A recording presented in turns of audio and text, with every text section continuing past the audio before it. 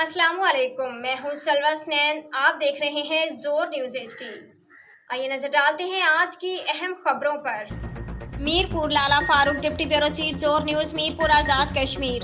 یوم دفاع پاکستان و شہداء کے موقع پر میرپور کے سپوت کرنل عمران ارشد جرال شہید معلم جبر سوات کے مزار پر پھول اور چادر چڑھائی گئی اور پولیس اور فوج کے دستوں نے سلامی دی۔ دعائیہ تقریب میں حکومت آزاد کشمیر کی نمائندگی additional deputy commissioner general Yasir Riaz, S P Raja Azhar Iqbal نے مزار پر پھول چڑھائے، شہید کے درجات کی بلندی کی دعا کی، جبکہ پاک فوج کی طرف سے 2 AK ریجمنٹ کی نمائندگی میجر محمد لکھڑ خان نے کی۔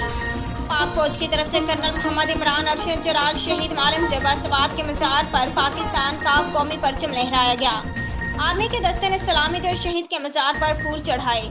اس موقع پر شہید کے درجات کی بلندی کے لیے دعائیں کروائی۔ دعائیہ تقریب کے موقع پر شہید کے والد ماجد پروفیسر محمد ارشد جرال، سابق رجسٹرار مسٹ پروفیسر وارث جرال، تحصیلدار عمران یوسف، ڈسٹرکٹ انفارمیشن آفیسر محمد جاوید ملک، مرزا محمد فاروق جرال سمیت دیگر افراد بھی موجود تھے۔